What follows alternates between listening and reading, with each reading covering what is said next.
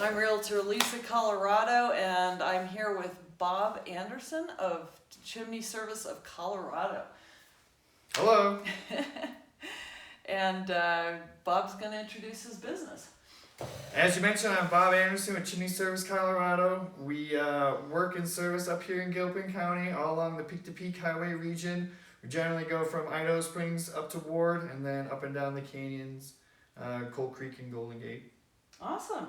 And I'm going to ask Bob, I would like to know about the types of stoves that are most frequently seen up here in the mountains, and maybe the pros and cons of each. Well, overall, you generally find two types of stoves that are going to be efficient and meet the EPA 2020 guidelines, and that's going to be a reburner stove or a catalytic converter unit. And so you can find these stoves either as a freestanding stove, but also as an insert. And so a fireplace insert and a stove, they're all going to function in the same manner. An insert saves you the footprint of not having this freestanding stove.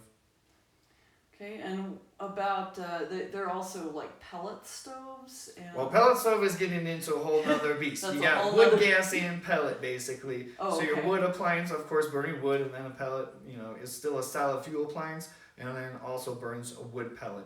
And the tricky part about a wood pellet is you never know what the price of pellets are going to do. Interesting. And then about gas stoves, when would you want to put in like a...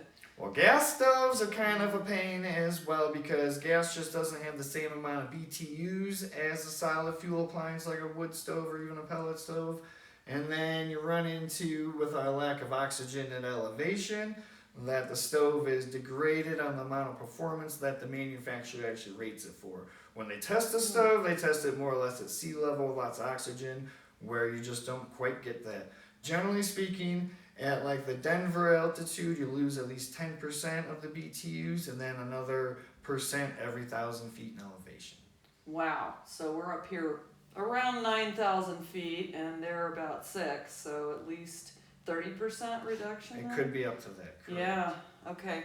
And then what do our local residents need to know about maintaining stoves and running stoves? Overall, with wood stoves, I generally find there's most problems associated with operator error. Not burning the stove hot enough and letting wood smolder, and then you start getting the excessive creosote buildup.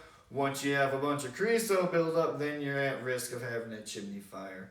Okay, and that's where you come in because you would clean out the chimney. And Well, ideally we sweep it out at least every year. Right. That way you know you're ready for the following season. And during that process, it's a level 1 inspection where we take pictures and monitor all the different connections and clearances and make sure everything is up to par.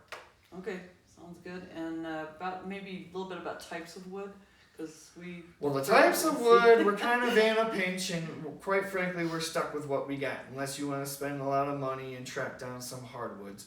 So the biggest factor for creosote formation is going to be the moisture content of the wood. So even though our wood isn't necessarily the best, as long as you're burning it real good and dry, you're not going to have as big of issues as you might think. Because then the second issue is going to be the individual's characteristics of how they burn the fire. So burning it hot enough. Okay, and we were talking earlier, and I found out that we've been making some mistakes with our wood. You just want to make sure that the door is closed most of the time, so you're not... Well, you want to refer to your owner's manual Right. and operate the stove in accordance with the manufacturer. Sure. But overall, a wood stove is going to achieve its efficiency by superheating the wood to gasify it to burn it off more completely. And being in an airtight environment, that's where you're able to generate those types of temperatures to completely burn all the wood. Okay, excellent. Well, thank you so much, Bob. You are welcome. I really appreciate it.